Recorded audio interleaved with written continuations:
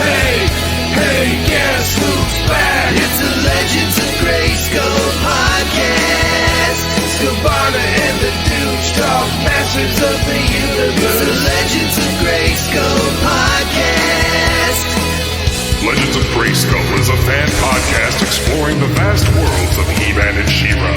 Join Sean Scabarna and Matthew Douche as they discuss the history and mystery of Eternia and Etheria, diving deep into all incarnations of Masters of the Universe. Hey, hey, you know who's back? It's the Legends of Grayskull podcast. Now that you know, let's go. Get ready for the show. It's the Legends of Grayskull podcast. Sit back and enjoy the ride. Right now. Hello, everybody, and welcome back to L.O.G on MYP, the fan miniseries where Curtis Ackerman and Matthew Douche discuss the He-Man in the Master Universe 2002 cartoon series from Mike Young Productions, episode by episode, breaking it down, giving you some trivia, our Havoc staff rate, our Power Sword ranking. And yeah, today we are getting into the Snake Men with episode 21, Snake Pit.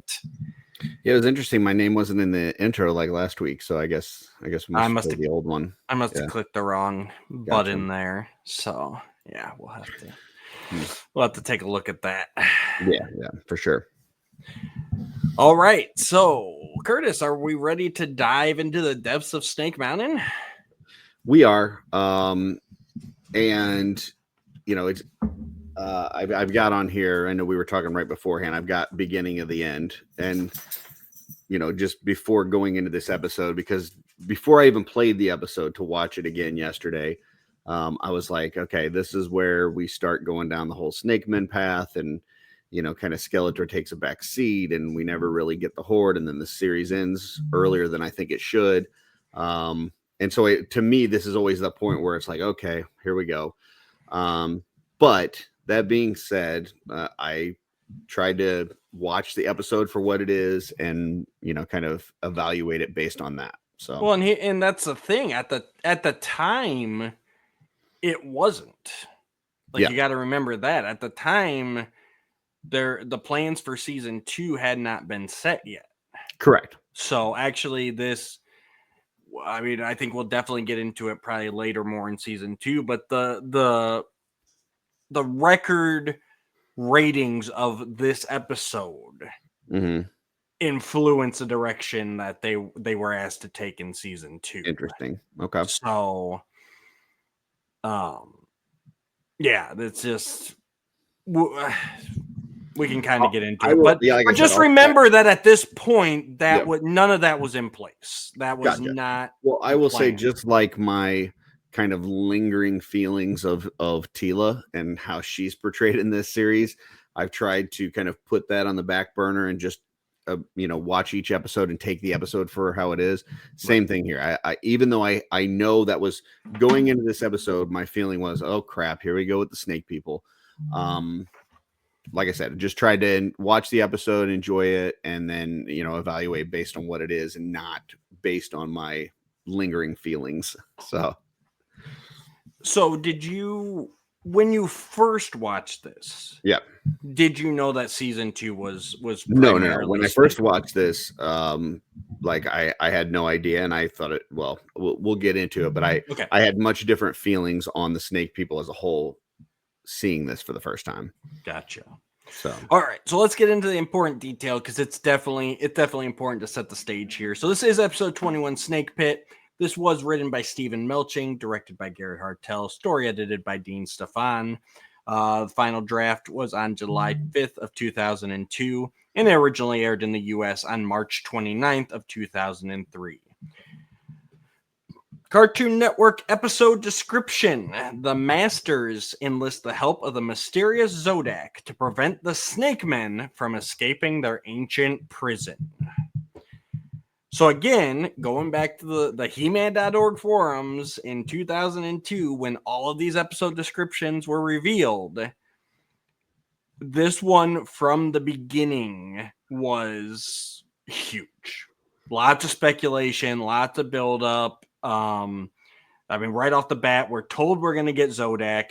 We're told we're at least going to get a mention of Snake Men. And it is one of those things where, you know, love them or hate them, the Snake Men were a part of the vintage line. Yep. They were, I don't feel they were as prominent in the vintage as they have been in every iteration of the line since, but they were definitely there, and they never really got their due because by that point, Filmation was already just in reruns. You know, there was no new episodes. You know, Rattler and Tongue Lasher appeared on She-Ra as part of the Horde, but we'd never seen. I never really felt like they were their own, like, competable faction. Like to me, it was always Evil Warriors, Horde, and then the Snake Men kind of fit in there somewhere. Right. I feel like this series makes it to where it's like Evil Warriors, Snake Men, Horde, and make like all three either equal or maybe even make, you know, eventually make Snake Men more than the others. But it's I do feel like they kind of took it a different direction because instead of just them being part of it, they're their own thing. Yeah, for sure. And that's what I was crazy. What I was getting to. So I think, but for a lot of fans in 2002, it's like, okay, the Snake Men are a not as explored faction. They're not as big of a faction.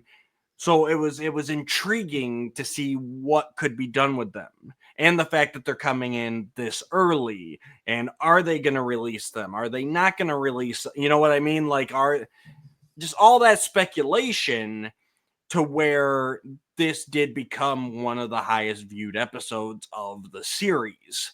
Because I think even because they're, you know, everybody looks back now pretty fondly on this series, but definitely back then there were a lot of people who were ticked off that it wasn't Filmation or it wasn't mini comics or it wasn't whatever.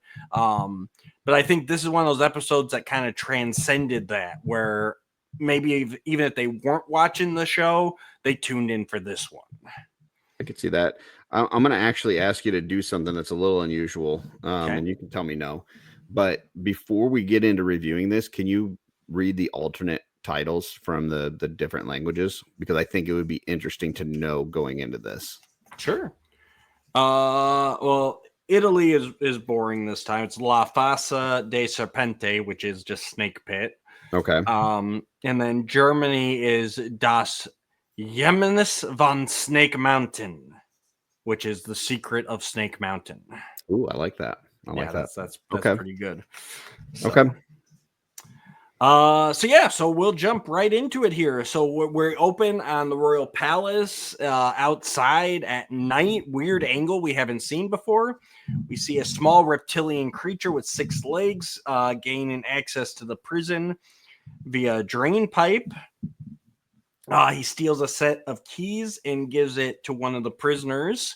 While the guards are just playing chess, Eternian chess or something. Yep. They're just distracted. Yeah, that same game that Roboto plays. So they're distracted. And it was kind of a weird setup in the prison too, where you've got the guards, it's a circle, and all around the wall is cells, and then the guards are like right in the middle. It's like that seems like the opposite kind of setup that you want in a prison. Like like you have threats on all sides and only 2 guards, and then if they're sitting at the table where, I mean, the chessboard's there now, but I assume it's holographic, so that's probably like where their reports and stuff are too. Like basically if they're doing any work, then they're faced with their back to some threat. So right. And not only that, but the keys are hanging on the wall. It's not like they have the keys. Right. The keys are just hanging on the wall. So it's interesting. So, and obviously this is a big deal here, because again, we gave that episode description, which did talk about Zodak. It did talk about Snake Men. It did not call out Cobra Khan. Correct. You know, and granted, there's still the debate to this day, especially with what these other series have done as to whether Khan is actually a Snake Man or not. But like in my mind growing up, he wasn't. Because even the stuff that I'd seen with the Snake Men, like he wasn't a part of it. He was still Skeletor's Snake Man, right? Not a Snake Men's.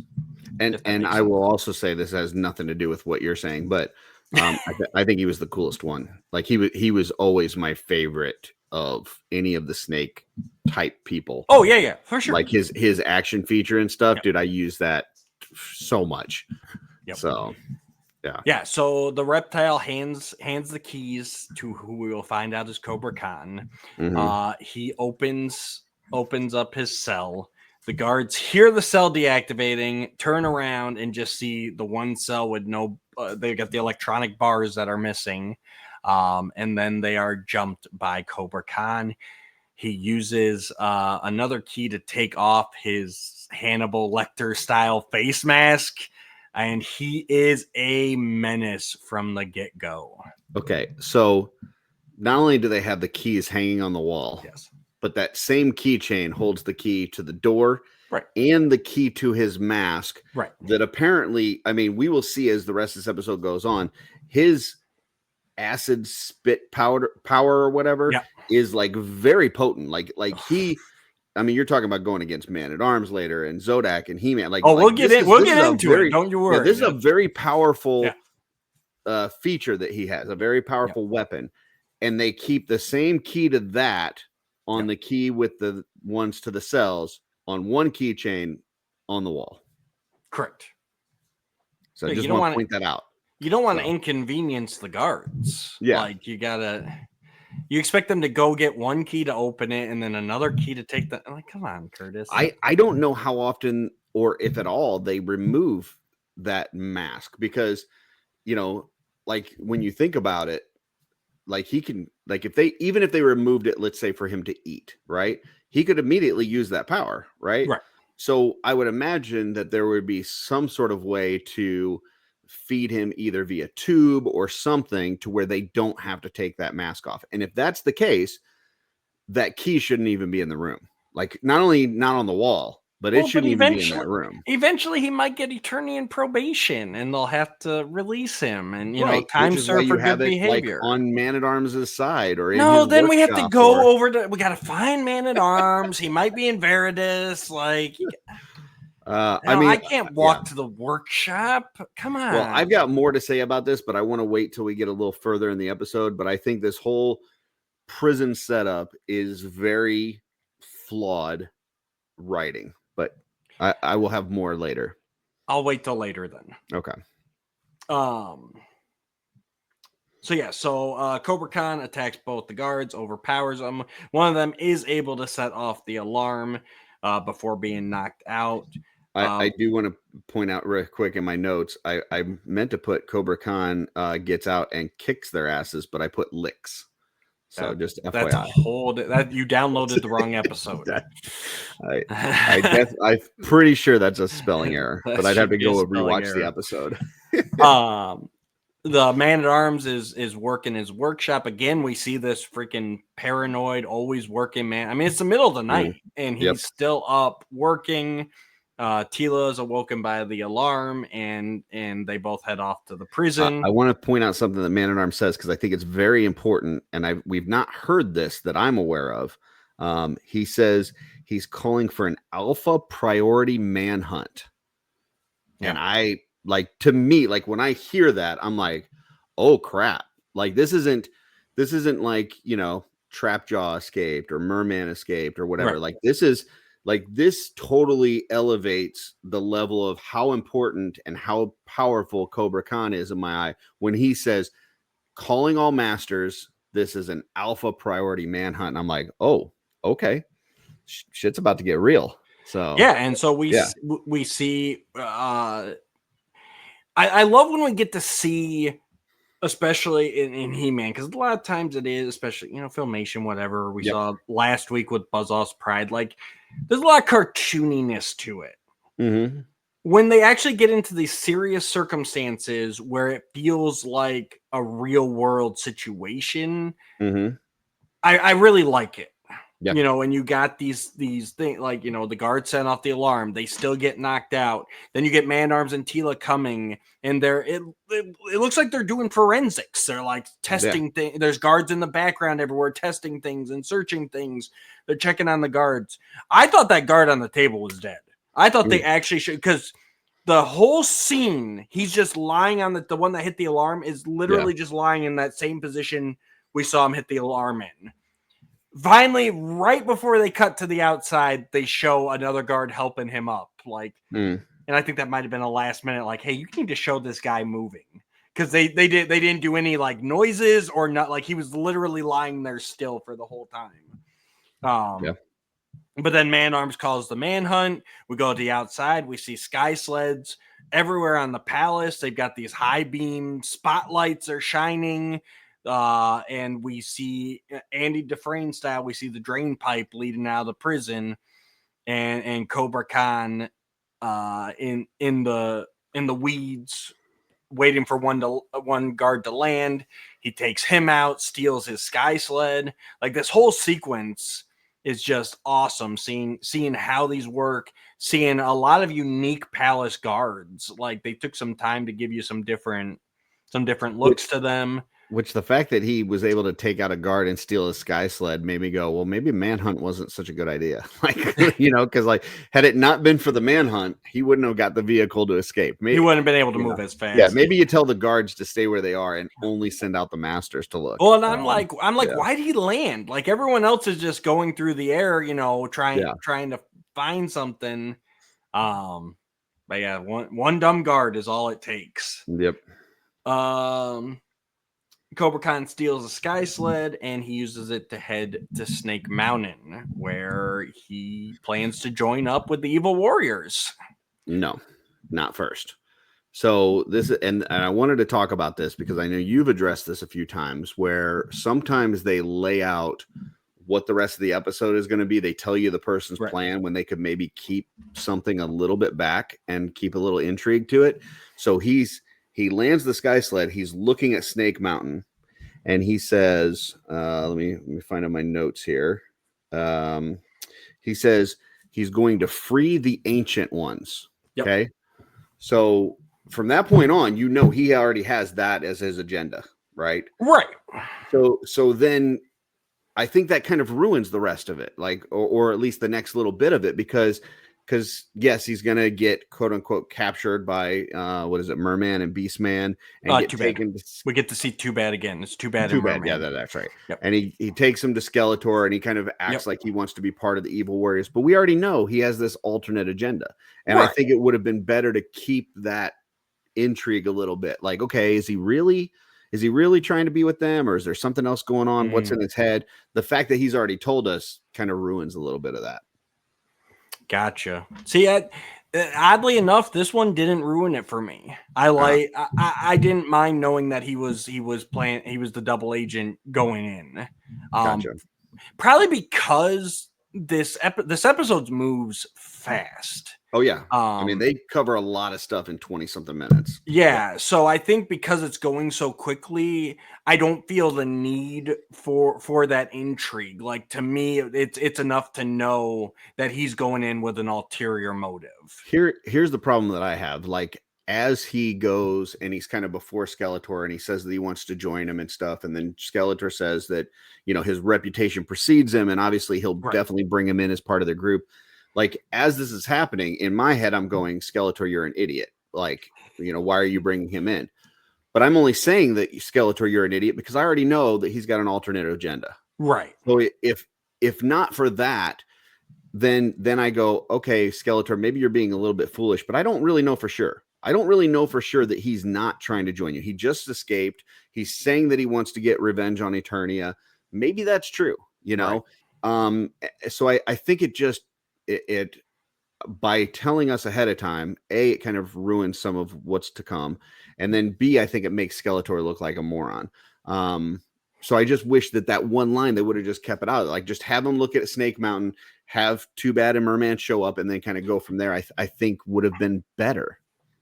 Well, and here's the interesting thing. So, okay, so he joins up with Skeletor. We know he's got an ulterior motive, but he is giving Skeletor good intel at the same time. He's talking about. He's telling them. He's telling them there's this like weakness in Eternia. Right, we don't know if it's a real weakness or something he's making up. I'm assuming he's telling him about how he got out.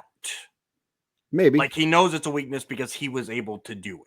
Maybe, Or or maybe it's just something that he's telling him to distract him. That I that's don't think possible that as well. yeah. But my point being, he comes Yeah. to Skeletor, he gives him intel. Mhm. At the same time, then we flip to find out why he's a alpha priority manhunt. Mhm. Man at Arms does the biggest info dump of the entire series to this point. Mhm. Um, With the flashback. the flashbacks he explained, about Zodak and the elders. The Snake Men were close to, Mhm. enslaving all of Eternia. They were able to fight him back. Zodak with a K, by the way. Different With a guy. K. Yep. Yeah. Yep. Which is interesting because even in the I can't believe Yuka made this mistake, but so I'm assuming it had to have been there. In the Cartoon Network episode description, Yeah. Zodak is spelled with a C. Interesting. But Okay. everywhere else in Yuka's book, it's spelled with a K. So I have to believe that means that Cartoon Network spelled it with a C Gotcha. on the website. I See, can't and believe he would leave that mistake in the there. reason why I mention that is because I'm not one that typically likes change just for the sake of change. Like, Right. if you're just gonna, race change and give these tattoos and stuff to Zodak, like for no reason, like whatever.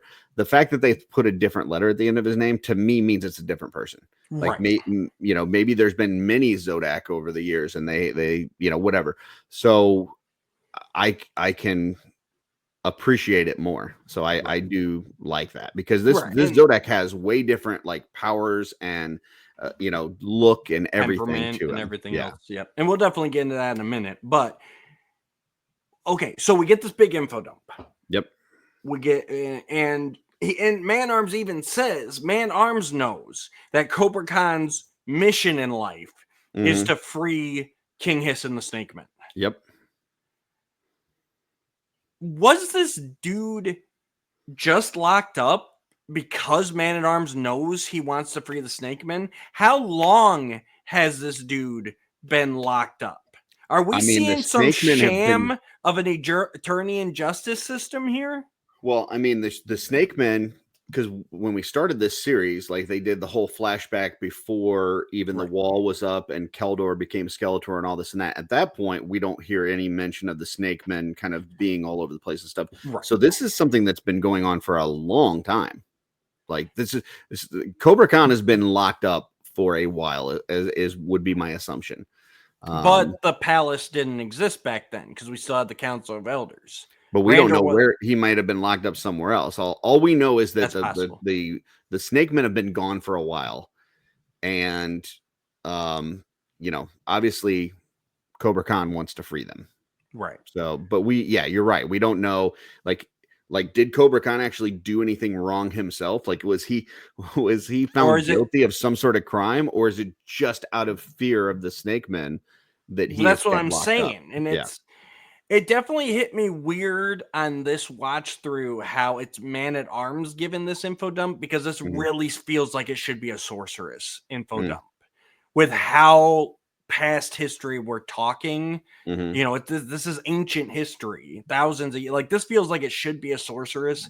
I mean, I can obviously go with my mind that like the sorceress is the one who told Man at Arms and he's just relaying it, but I think if they weren't trying to cram so much into 22 minutes, and if it wasn't such a important alpha priority manhunt and all this and that, right. I think this is a situation where they would probably go to Snake or go to Castle Grayskull. They would probably get it from the sorceress and all this and that. But I think they just had to come on, we got to move the story. So I wish there had been a triggering event. So my personal headcanon is that Cobra Khan.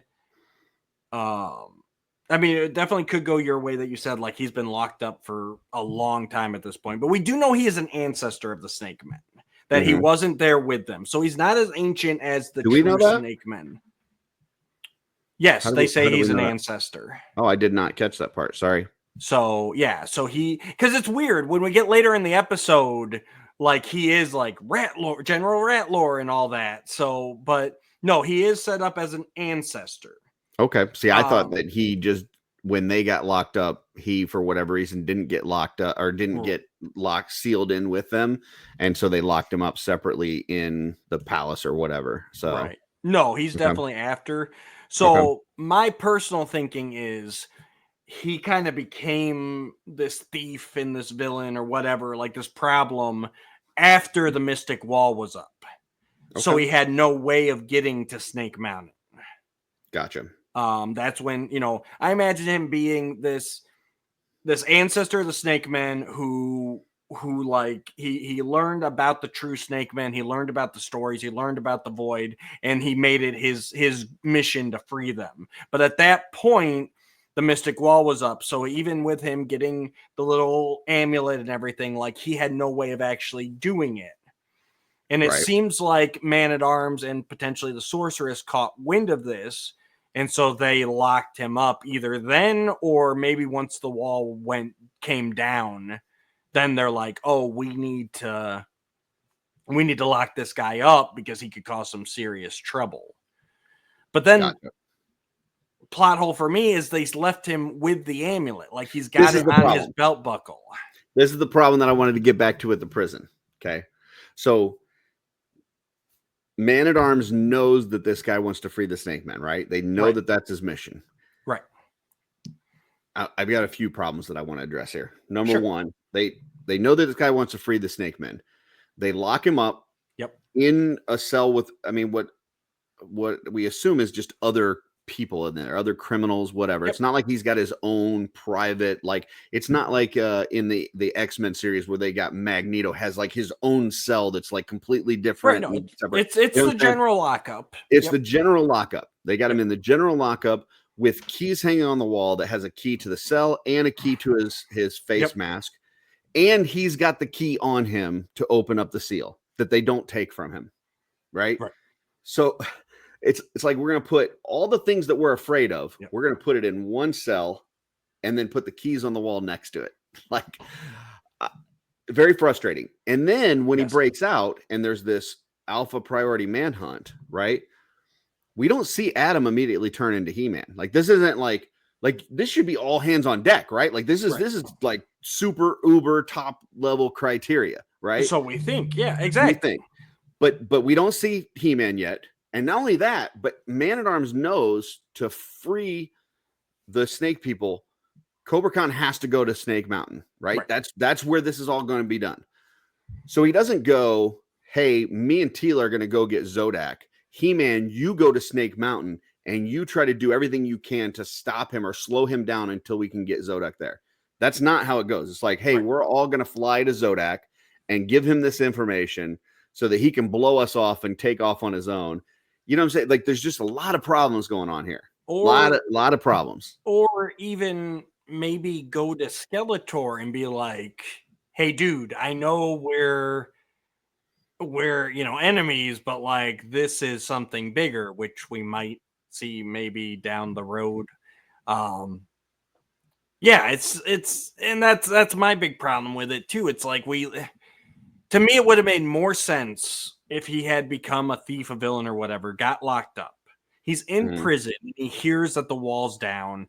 Access to Snake Mountain is restored. And then he's like, I need to get out so I can fulfill my mission. He gets out. He gets the amulet. And then that's what triggers the Sorceress. That would have been a much better story. Like we've seen before, where it's like, oh shit, this is going to be a problem. Man-at-Arms, we need to take care of this. Okay, let me roll this back and try to fix this with you. Okay, go ahead. So let's say that he's sitting in there, general population, right? And he's doing his thing, but he knows he can't free the snake people anyway because he doesn't know where the amulet is. So even if he got free, there's nothing he can do.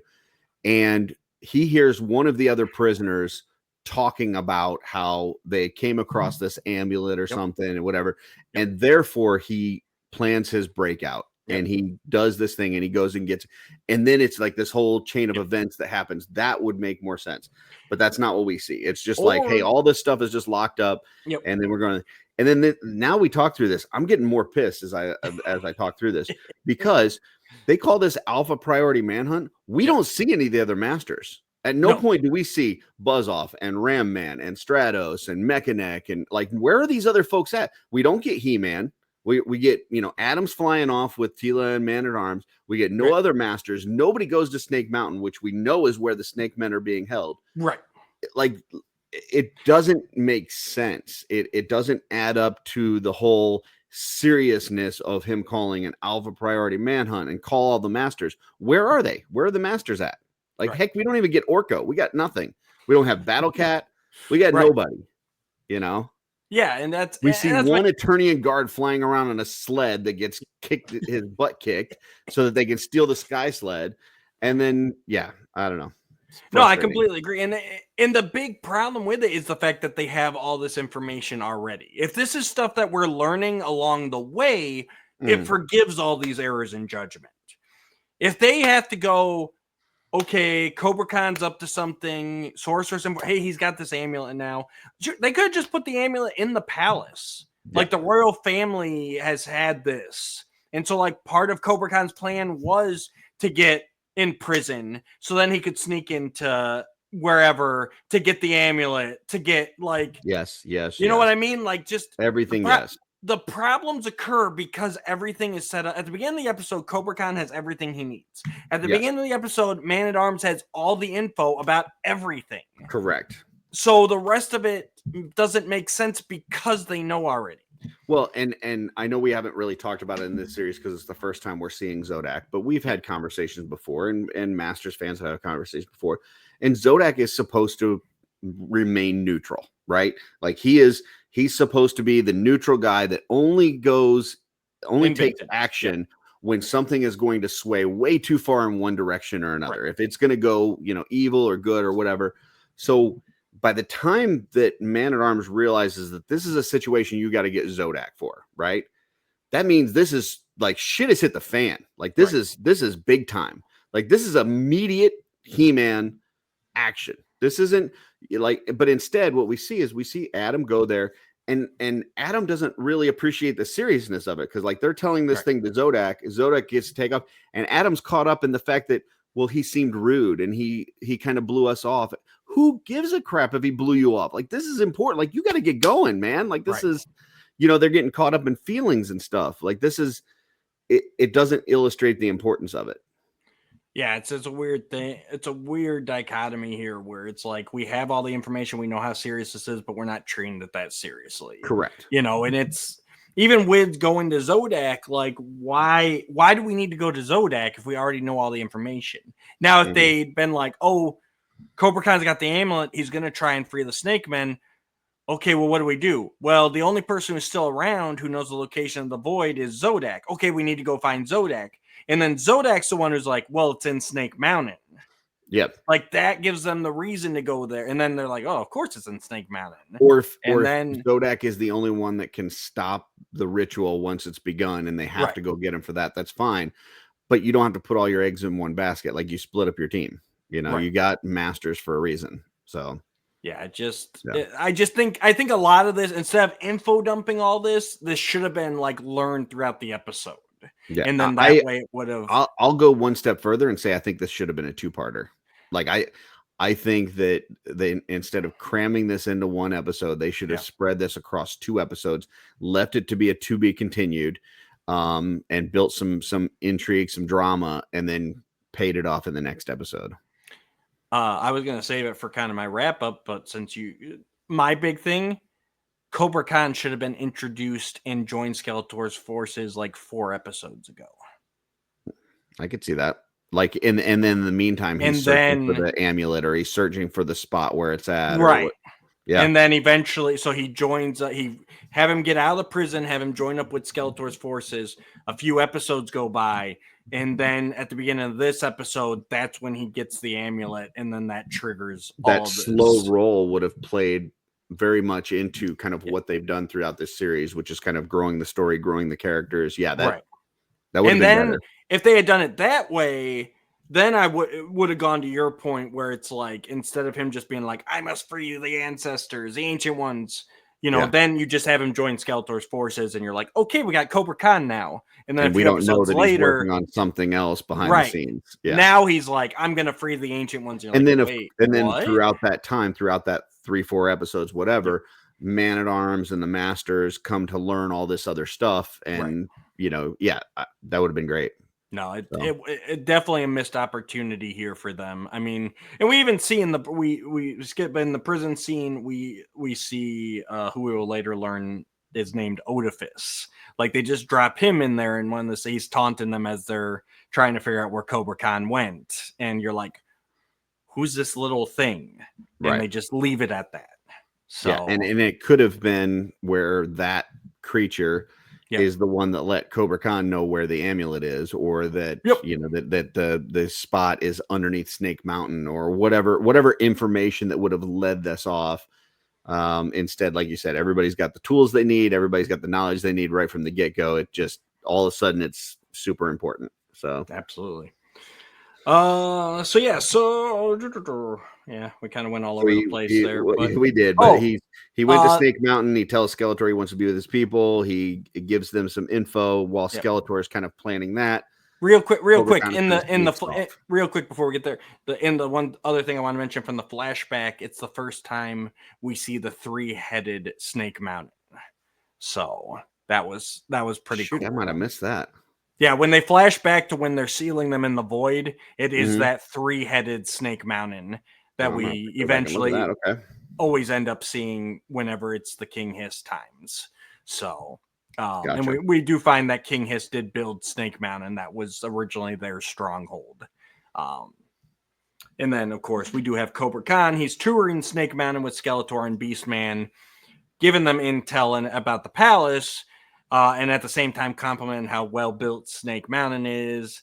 And he asks about a few staircases and where does this lead? And I like that Beastman. We get the typical evil warrior thing where, like, anytime somebody new comes in, the others are like, we don't need this dude. Who's this dude? Yeah. Like, don't. And Skeletor's don't be asking about no staircases, bro. Like, step off. Yeah, Skeletor's kind of fine, but Beastman is very much on edge. For sure. Meanwhile, Man at Arms, Teela, and Prince Adam journey to the mountains and find Zodak in his mountaintop gazebo, and he is meditating. Duncan informs him that Cobra Khan has escaped and has likely gone to Snake Mountain to free King Hiss. So why aren't we there? Zodak tells him the 3 snakehead. I don't know how I missed that. That's cool. Okay. Right. That's awesome. And Zodak tells him that he will handle it on his own. He grabs his staff, activates his helmet, and takes his updated chair sled to Snake Mountain. Mm-hmm. So, Curtis, it's your boy right here. How do you feel about the redesign of Zodak? I mean, to be fair, Xanthor is my boy, but I do love my cosmic enforcers. I think anytime that we can get more of the cosmic enforcers or kind of expand that group, I'm all for it. I love the fact that he is different. It's not just the same Zodak, but with a race change. Like they've given him these kind of magical like tattoos or marks that show up when he's channeling powers. He's got this staff that's different than what we've seen. And then they kind of hint at, as we go, they hint at some backstory with his brother and some of his history with the Snake Men and stuff. And I'm really enjoying like the extra, because throughout Filmation, throughout this series, and even stuff with Kevin Smith, like we don't get a whole lot of backstory on who the Cosmic Enforcers are, what their job really is, how they get involved. So just getting some more of that story and seeing kind of how they've done this has been pretty cool. Yeah. And again, it's a cool update. He looks awesome, but at the same time with the helmet and the armor, like there's no doubt in your mind. You show anybody a picture of that guy and they're like, that's a Zodak, you know? So great update. Definitely not the neutral Cosmic Enforcer. This dude, he likes his revenge. He likes his... Yeah, I mean, it's interesting because we just came off an episode with the Buzz-Off's Pride where, he went out by himself, without working with people. He kind of went, head first into something, and he was going after revenge. here we are one episode later, and we've got somebody that's going out by themselves, doesn't need the team, and they're out for revenge kind of thing. So kind of mirroring the previous episode. Absolutely. And we get, so Zodak takes off. He arrives at Snake Mountain well before the Masters, who are en route. And we get another info dump from Man-at-Arms about how it's personal for Zodak because the Snake King Hiss ate his brother. Mm-hmm. And he also nicely narrates how Zodak's powers work as we see Zodak using said powers. Mm-hmm. Again, like the fact that you have all this information going in and don't take any of it into account with how you handle the situation. Like, well, yeah, I know it's like insanely personal and he's still grieving the loss of his brother, but like, yeah, I'm totally just expecting him to react differently. And I get that they're narrating for the audience. Okay. So they got to tell the audience, but right as they're doing it, he's telling like Adam, and like I'm sitting here thinking, like, shouldn't Adam have known this stuff? Like, isn't this important enough? Like, we we didn't see the last couple episodes, we didn't see the kind of training montage at the beginning, but early on in this season, like every week it was like, training montage. Like they're trying to make sure that Teela and Adam and He-Man are all ready for battle, and they have all these things. But shouldn't knowledge and lessons and learning from your past and all that kind of stuff be part of that as well? Like shouldn't he be telling them, like, hey, if Cobra Khan ever got out, this would be bad, and here is why, and this is what the importance is, and here's some of the history. Like and not that it had to be a huge thing, but I think there's some episodes where, like you said, if you had introduced Cobra Khan, let's say 4 episodes earlier, and he broke out, like maybe this is some of the stuff that you could have slow rolled over the last few episodes and kind of built up that knowledge in kind of a training format, to where it was giving this information before it's like, hey, this is the moment that we need to act. By the way, I need to tell you all of these things that are important. Yeah. So completely agree. Man-at-Arms explains that Zodak has the instant ability to pinpoint an enemy's weakness and put it against them. We see Zodak waltzing through Snake Mountain, overpowering the evil warriors. Evil Lyn casts a spell to bind Zodak to the wall, and instead he is able to Uno reverse it onto the evil warriors and bind all them to the wall. It was a nice little touch. It was fun, yeah. It was, and it definitely opened it up to where like this is a powerful Zodak. He's very, very magical, very mystical.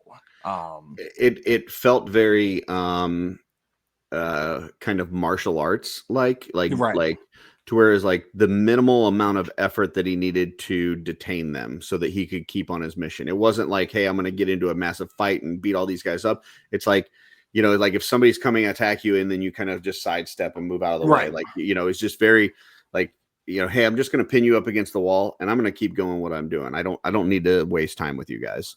So, yep. Cobra Khan had already snuck away and he is deep within Snake Mountain.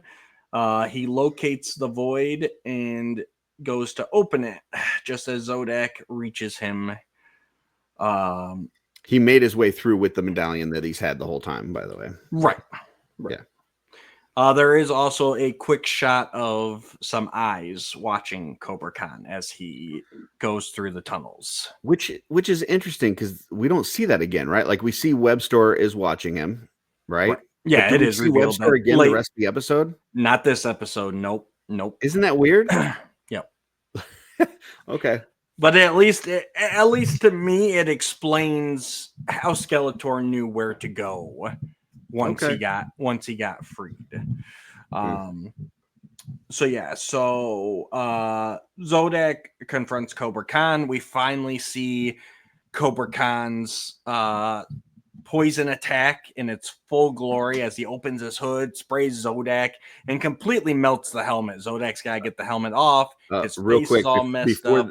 I just want to throw out, because before that encounter, Man-at-Arms and Tila and Adam arrive at Snake Mountain. Right. They go into Skeletor's like throne room or whatever. They see all the bad guys against the wall except for Skeletor. Yep, he's missing. He's missing. And then this whole what you're talking about happens. So I just want to throw that out there because Skeletor is MIA currently. Yep.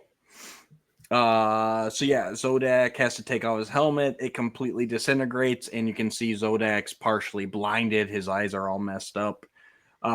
We see General Rattler emerge from the void along with a bunch of nameless snake henchmen.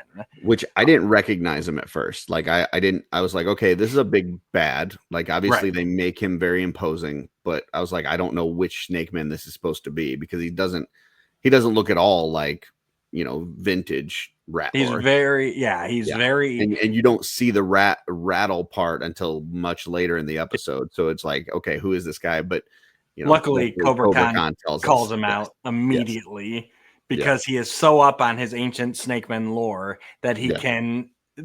He's got the trading cards at home. Okay, I got Rattler, I got Tongue Lasher, I got Squeeze. He's still looking for that Snake Face. He can't find the Snake Face rookie card, but. But yeah, it's definitely. But luckily, Cobra Khan does exclaim that is General Rattler. New updated look, very imposing. He's much bigger, a lot more like dinosaur reptile traits to me. Yeah, for Rattler, so. And much more. I don't know. The design just to me screams General. Like You know what I'm saying? Like it's not just Rattler. Like this is General Rattler. Like this is like you could tell. Like this is a big bad guy. Second in command. Yep. General Rattler emerges and he grabs the weakened Zodak with his tail. Ready to finish him off. He's like, all right, Zodak's here. We're gonna settle this score. Luckily, Man-at-Arms shows up right at that moment. Blast towards Rattler, cause him to drop Zodak and run for cover. Khan blasts the heroes with acid. Man-at-Arms blocks it with his shield. Which then melts. Adam appears to have gotten hit with some spray off of the shield. He's holding his face in agony, and he runs off through a random passageway into Snake Mountain, which Cobra Khan then uses his acid to seal that shut. Yeah. Man-at-Arms tends to Zodak's afflicted eyes because he's got the bat anti-con repellent in his belt buckle. So that was nice. Yeah. I mean, he knew he was going after Cobra Khan. He knew everything about Zodak's brother. So yeah, it makes sense that he would have at least grabbed the poison repellent. Like that's we got more Snake Men emerging from the void. And I love this whole shot, like when he does open the void, jump back a little bit, but he opens the void and there's a swirling, the floor disintegrates. It goes into this, you can see these shadowy rock outcroppings underneath. All these Snake Men start climbing the walls and slithering out. And all this is just going on at the same time as all this. And it really sets a nice ambiance. Yeah, it felt very like, I'm a huge Superman fan. And it felt very much like the Phantom Zone. Kind of like this is like the baddest of the bad. Like prisons can't hold these folks. And so we're going to send them in this area and they're just going to be kind of locked away. And we're going to forget about them. And it felt very much like that. For sure. So all this is going on. The Masters start fighting with the Snake Men. Skeletor shows up and he congratulates Cobra Khan on summoning him snake army.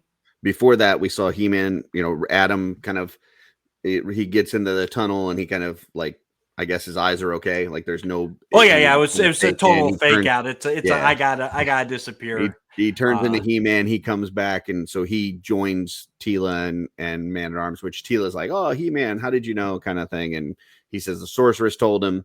He starts fighting them, and then that's when Skeletor shows up and just blasts He-Man because it's He-Man and he's not paying attention, and so Skeletor's going to take a shot. Sure, absolutely. So, yeah. And even he falls down in the thing, and that's when Skeletor starts talking to Cobra Khan. And even that, just the way they use the Snake Men in a different way. Like, He-Man's fighting Cobra Khan, and Cobra Khan goes and scales the snake tower that's there, but He-Man just jumps up ahead of him, and then Khan jumps over, and like it was just really cool that they really took the time to really give these guys a whole different feel than your average warrior. Like they feel slithery and scaly and sneaky. So And then after Skeletor blasts, he says, you know, well, like, thank you for summoning me an army and stuff. And at this point, I can't tell if Skeletor has known the whole time that Cobra Khan was going to double cross him, and he's kind of being facetious here, or kind of saying like, hey, you may have summoned this army for yourself. Like maybe not knowing about King Hiss, maybe he thought Cobra Khan was kind of summoning his own army, but he's now saying, hey, by the way, your army is now my army. Or if he truly believes that Cobra Khan's been working to help him this whole time, which would be just asinine. Right. So I agree. Sure the whole, because even then Cobra Khan's like, oh yeah, that was totally my plan. But it's right. Yeah. Khan, you've already you've opened the void. He-Man's fallen to his death. Zodak can barely see. Like, why are you still, I guess, just kind of playing the odds? Like, well, in case this doesn't work out, I don't really he's want just kind of playing both sides me. until King Hiss arrives, and then he'd be like, hey, I guess that's my guy. I don't know. And I gotta say, Cobra Khan is very definitely because of the voice as well, but I definitely picked up on like some Starscream Cobra Commander vibes out of him. Yeah. And that's really where I'm like, I would have liked to see this for a few episodes. I would have liked the doubt of whether he is with Skeletor or he is doing like that could have been a nice dynamic to see for a little bit there. But I think that also further goes to show that the writers at this time were kind of looking at this as a one-off episode. Like I know there is a little bit at the end that leaves the door open for more stories. But I think definitely the way this episode is set up definitely confirms that at the time of writing Snake Pit, what happens in season 2 was not even probably on the table yet. I could see that. So yeah, He-Man lands, he loses in the void, sword. Zodak jumps in after him. He kind of sees through the shadows, like he sees kind of King Hiss approaching. Yes, we see King Hiss. We saw King Hiss in the flashback. We couldn't see his face, but we saw his body pretty well, actually. But here we see him entirely in shadow. We do see him technically transform from his leader version to his snake form, but again, all in shadows. And you can tell it's not the same model that would eventually get approved for season 2. Like they're right off the bat, his arms, even in the human form, are like really long. So they were definitely still working through some approvals, obviously, and being told what they could and could not show. But like it was nice seeing it though, especially back then, because knowing how episodes work and knowing how these things. You know, we'd already been disappointed with the Diamond Ray of Disappearance earlier in the season. Like, even me going into this episode, knowing that it's going to have something to do with Snake Men, to me, I was never sure going into it that we were going to see any King Hiss or even opening the void. Like, they could have done this whole episode without ever actually opening the void, where Cobra Khan just gets close and gets stopped. Yeah. So to actually see Rattler, see Cobra Khan, see all these Snake Men leave the void, see shadowy King Hiss, you know, I was pretty pumped back then. Like, okay, they're going into this, like, you know. Yeah. I mean, I feel like we've talked about how some of the toys have influenced the episodes and stuff, and it kind of sounds like maybe this. I don't know. Maybe it was not that way. Maybe the episode kind of influenced the toy. It was absolutely the other way. Yes. Yeah. Yep. This episode determined all those later waves of toys that determined season 2's focus. It absolutely was that way. Yeah.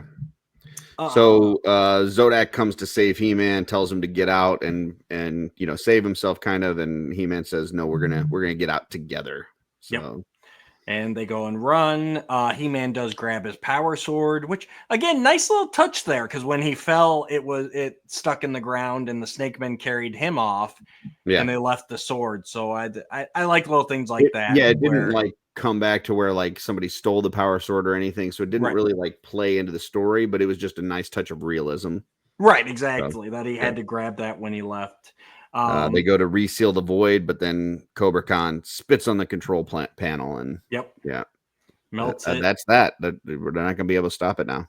And that's where Skeletor is finally like, wait a minute, you're not working for me at all. Zodak uses his staff to attempt to reseal the void, but unfortunately he's not powerful enough. Yes, he needed the help of, let me read my notes here, Herman and his sword. Yep. So Herman's sword. Herman's sword. That's the spinoff of the sitcom Herman's Head. So that's the second spelling error of the day. Yes. And I liked it, and it worked because again we saw in the flashback it was Zodak and the Elders. Mm-hmm. So when Zodak tries to do it by himself, he can't do it. Look, if only we had the power of the Elders here with us. Which is in He-Man's sword or Herman's sword, depending on sword. Yeah. Probably my only disappointment here is I would have liked Skeletor to be a little bit like, He-Man's sword sealed the void. Because we've seen that with Skeletor, where he's like, why were they so intent on protecting Grayskull? Why are I would have liked Skeletor to at least question, wait a minute, why would that random? Because again, in universe, there's no reason for any bystanders to think He-Man's sword is anything other than a sword. Well, and I guess it makes me also wonder if Man-at-Arms had all this knowledge of where the Snake Men were and where this was under Snake Mountain, all this, and you would assume that, the fact that Skeletor is living in Snake Mountain and using that as his base of operations, he has to know something about the Snake Men, right? Like he has to probably at least know that they built it. I don't know if he knows that the void's down there, but at least maybe not. So maybe he doesn't realize that originally it took the power of the Elders to seal it. So then he necessarily wouldn't question the sword, but interesting. Okay. Maybe not to connect. I don't know. I would have liked something, even if they didn't do anything, but just for Skeletor, because that's what we've seen from Skeletor. He's always kind of, if nothing else, filing stuff away. But yeah, it's an awesome scene. Zodak's got his staff there. He-Man plunges his sword in. They use their combined powers to start the resealing process. All those winds start sucking everything in. Rattler and Cobra Khan are holding on to some fangs on the wall, and all of the Snake Men except for Rattler and Cobra Khan are pulled back into the depths, and it's resealed forever because the amulet's destroyed. So they'll never get out. There is no way for them to get out. Yeah. Rattler and Cobra Khan flee. Yeah, and everybody, all, Zodak and Teela and Man-at-Arms and He-Man all surround Skeletor like he's done for at this point. Right. So, but luckily Skeletor blasts them with his staff, which Zodak is not able to counter like he did before. And he escapes into another part of Snake Mountain where he lives, and they are still at. Right. But luckily they don't feel the need to chase him or maybe even take those evil warriors that are handcuffed in the throne room. We'll just, you know what? That's enough for today. That's an episode. We're just going to call that an episode right now. But before we do, we've got to have the very important moment where He-Man shakes a new person's hand and tells them that he needs their help in the future and welcome to the Masters like a great politician. And anytime He-Man meets a new person in Eternia, he's got to say, hey, welcome to the team, And it's back at the palace. Yeah. They left Snake Mountain. Hey, Zodak, come on, come back to the palace with us. Went to the palace. He's like, hey, thanks, buddy. All right, bye. Yeah. Why couldn't they do that scene, but just do it right, or do it outside of Snake Mountain and have them shake and then Zodak ride it? Why do we have to go back to the, we just rode an hour back to the palace just to say thanks. And now you got to head back to the Mystic Mountains. That's a point where Zodak in my mind, the way that the cosmic forces are supposed to work, in my mind, that's where Zodak says, listen, this isn't going to be a regular thing. Right. I'm not with the Masters. I am to remain neutral unless it's an extreme emergency where, something's going to move to one side or the other, like a balance of power is shifting. So, I will be there when I'm there, but kind of don't call on me. Like, don't call me, I'll call you kind of thing. Okay, right. Like, I feel like that this could be an opportunity for that, but no, we just get the He-Man handshake and kind of welcome to the team, buddy. So, yeah. No, that definitely would have been better. And keeping in line with Zodak, you go outside Snake Mountain, He-Man's like, I hope we can count on you. And Zodak just like, we'll see. Yeah. Something. Yeah. All right, and that takes us into Curtis's favorite part, the moral segment. I'm sure now this one is a little tough because this was more of an action-packed episode and less of a morally episode. But I'm gonna guess it's got something to do with kind of the revenge thing, right? Like you don't want to go in and just out for revenge, like that. You know what I mean? Or maybe don't put all your eggs in one basket, or or maybe make sure you study your history, because 1,000 years from now that could be a threat again. Yeah, so you may be doomed to repeat it. Yeah, you need to know all the info before anybody else. Don't make decisions based on that info, but definitely know the info. No, instead we get it's a sign of strength, not weakness, to admit you need help, which never occurred in this episode. Zodak never admitted that he needed help. No. He didn't really ask for help. So yeah, I don't know. Like this seems like it would be a better moral for last episode for Buzz-Off's Pride. But he did do it on his own at the end. Right. Which, I mean, yeah, he should have asked for help. He should. Yeah, but I don't know. It's like I can kind of see it, but it's a good moral. It's just not. Yeah. Yeah. And you don't have Zodak. You don't have Zodak in the moral at all. Yeah. Like, it's not. It's where is it even set? It's in the Vine Jungle, which we didn't even go to. Like, yeah, definitely weird. All right. Trivia, since we did the translations at the top of the show. Writer Stephen Melching has stated that in his original notes for the script, the story started out as a fugitive-type adventure, with Cobra Khan escaping and then recruiting henchmen to exact his revenge on the Eternians. I would love to see that.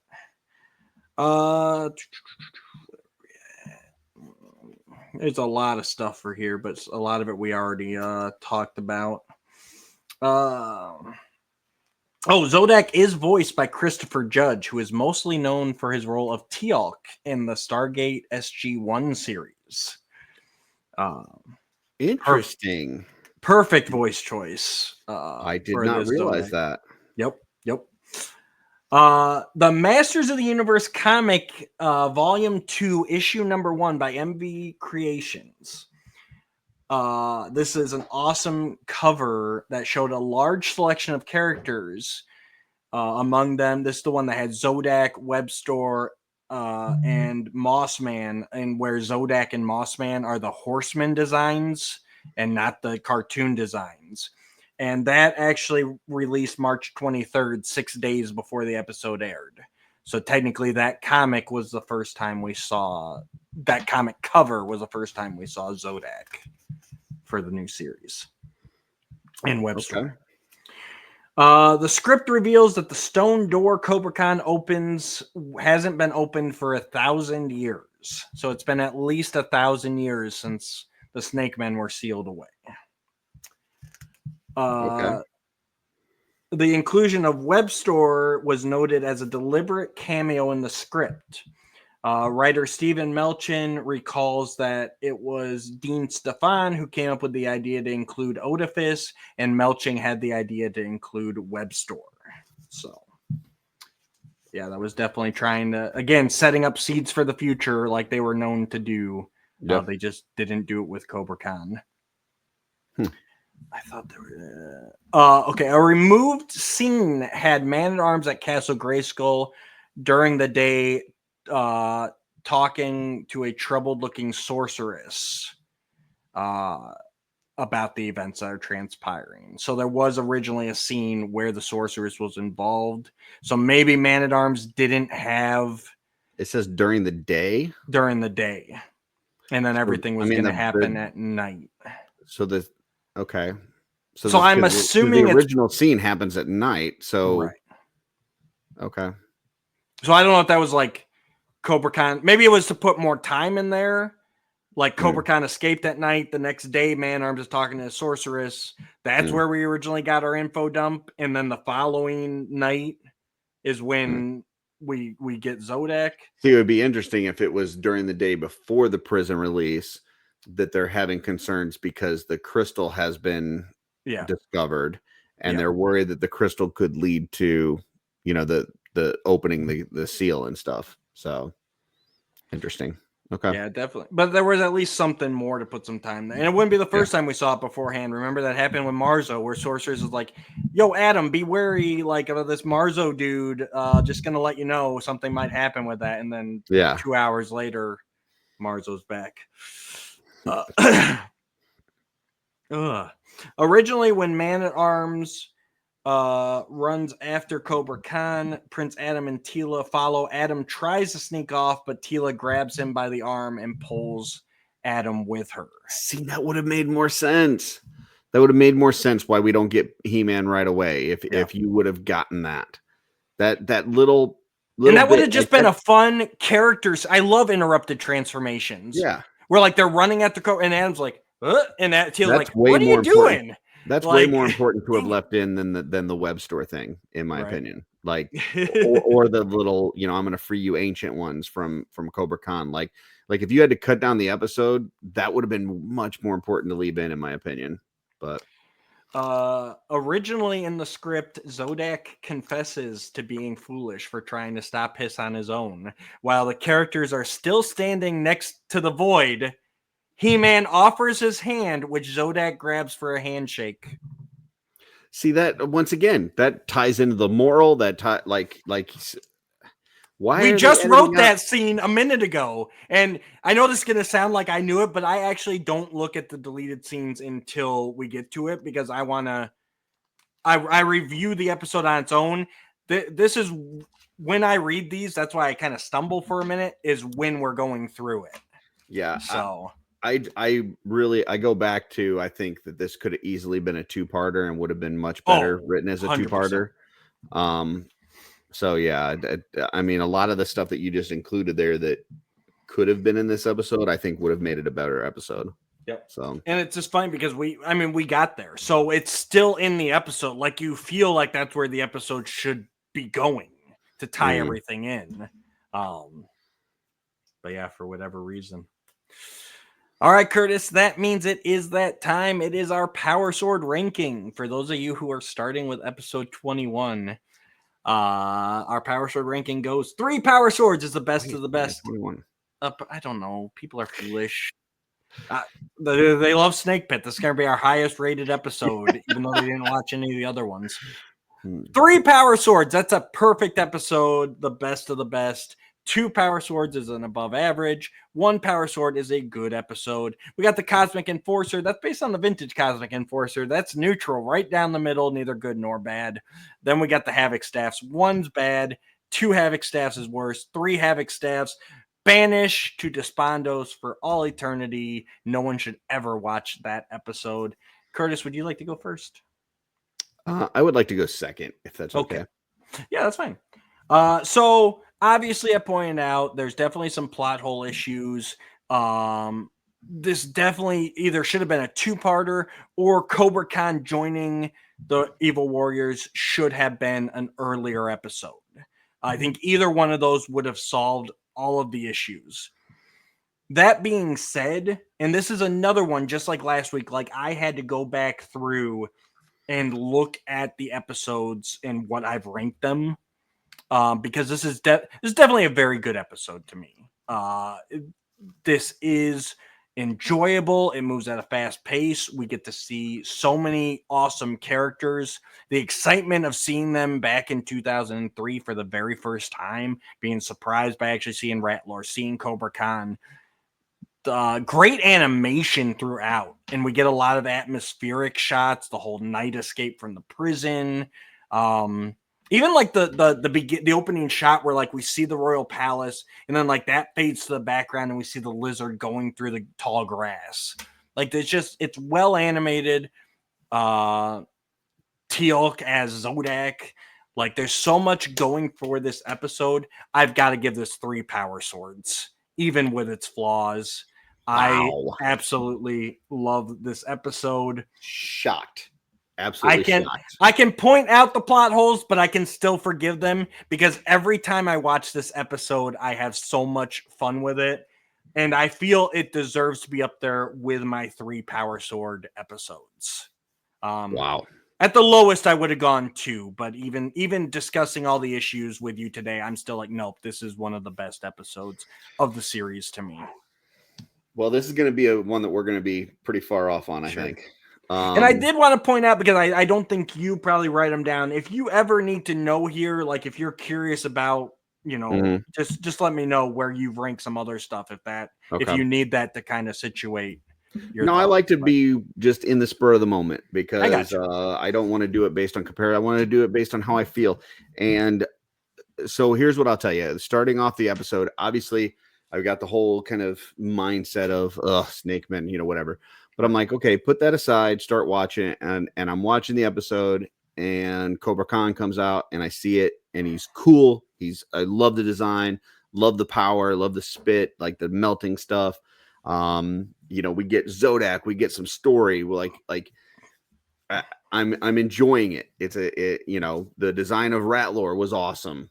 Seeing the different snake people that we haven't seen, like the snake kind of legion builder or whatever you want to call them. Right. Like, you know what I'm saying? There are some cool aspects of this episode, but the storyline, like they lost me at when Cobra Khan has the key automatically. When they tell this story about how important the key was to lock all these folks in there, and then you locked him up in the prison with the key, I'm done. Like I'm just done. But Sure. I was already kind of questioning like the whole, keys on the wall, this and that. As soon as they revealed that he's had the key the whole time while sitting in prison, I'm like, I'm done, man. This is over. And so, the plot holes versus the cool stuff, I should put this as a cosmic enforcer, but I will tell you just out of spite, I'm giving it a havoc staff just because it makes me so angry. It just irritates me so much. The fact that they have these plot holes, the fact that after you read through the deleted scenes that would have made this a much better episode, just out of spite, I got to give it a havoc staff. Okay. So I expected Cosmic Enforcer at the lowest from you, so that is I was leaning towards Cosmic Enforcer until we talked through it, and the whole fact that he had the key and what you talked about with the deleted scenes. It's like they had, we've talked in the past about, they had the makings of a really good episode. Not only did they have makings of a really good episode, they had a good episode, and then they decided to cut this and cut that and cut this. And all of a sudden you ended up with something that was not a good episode. This isn't something that theoretically we could have taken the bones of this and made it into something good. They had something good, and then they cut it down to something not good. And yeah, that's aggravating. So fair enough. There we go. Is that one of our biggest differences? Like it's a 4 or no, it's a 5 swing, right? That's a 5 swing. That's probably pretty close. I mean, the most that we could have is a 7 swing. I don't see that ever happening. So this has got to be up there. I don't even think any of us have. Nope, you have given 2 havoc staffs before. That was your lowest. That was Sky War, but I gave it a 1 power sword, which is only a 3 swing. So yeah, yep. This is our biggest disparity. And like I said, I know I was definitely critical of it, but at the end of the day, this is still a phenomenal episode, even as is. Could have been better, absolutely. Like it could have been if they had fixed a few things. Like we're looking at 4 power sword territory. Like I would have broken the scale. Like going into this before we discussed it, I thought I was going to come in at a Cosmic Enforcer and you were going to be 1 power sword. So the fact that you're 3. I was always bare blows my minimum mind. 2. I could never see Blows my myself mind. going below 2 on this episode. Like this is, it's always so much fun. Even when I watch it through 3 times It in does have preparation some for fun this factor. because It's got some cool characters and fight scenes, but yeah. All right. No, I completely understand where you're coming from. I'm sure everyone's gonna roast me because at the end of the day, I did just listen. It's always the hater. It's the guy with the havoc staff. It's the It's like- negative guy that's gonna get the hate for sure. I don't know. You might be a little bit overly rose-colored glasses, and I might be too much crap-covered glasses. So maybe it's really somewhere in the middle. So. Once we get, you know what we should do is once we get Sean on here for our recap and he goes through and does all his, we should average all 3 of our scores together and have that be like the Legends of Grayskull, like. Well, rating. and I would like, I know we're now 21 episodes in, but I would like folks, if you do leave a comment, if you're watching this, throw out what you think the Power Sword ranking should be, because I would love to see how people's compare to ours. I did want to bring that up because we've had a few people here and there, but Nigel Barlow, thank you, sir, because every episode thus far, he has gone on, he's given his Power Sword ranking and his explanation of it. Oh, that's good. So, that's cool. And I did want to throw that out here because I want you to know, like, we appreciate that. I we should see get him that on one of the episodes, like when we do, like if either we do a that recap or of all of season 1 or something. On the recap, we always like to go through the comments. Yeah. So our next recap, we got 5 episodes left in season 1, and then we'll do a recap of the back half of season 1, just like we did with the front half. So please keep those comments coming. We're not ignoring them, but we'd like to try and keep the individual episodes self-contained. So I'm not going to go on and read your rating for what the hell was last week's episode? Buzz-Off Pride. Buzz-Off's Pride. I'm not going to come in on Snake Pit and read Buzz-Off's Pride ranking. We're going to save all that for a recap at the end. And if you haven't already, I think we've already started airing some of the toy episodes that we've done as well. So check those out. Because that very much ties into this series as well. So 100%. And by making that comment, you're entered in as an entry to get this book sent to you at the end of the not series. me, but other people. No, not Curtis and not Sean. Everyone else, though. All right. Thank you, guys. Keep the comments coming. Hit all the buttons down below. I hope that Yuka sees any part of this series and goes, you know what? I feel bad for that guy. Let me just hook that guy up. So I hope he sees it and he's like, screw that guy. I'm never, even if he asks me for one, I'm going to be like, I'm out. I have no copies. Hey, I'm not the one that said that he misspelled Zodak. So I said Cartoon Network must have. Yeah. Nice try.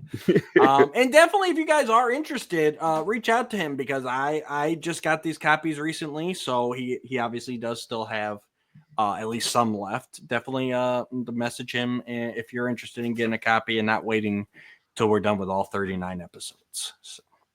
Beautiful. All right, guys. Stay tuned. Next week, we're traveling to the island. Oh, come on.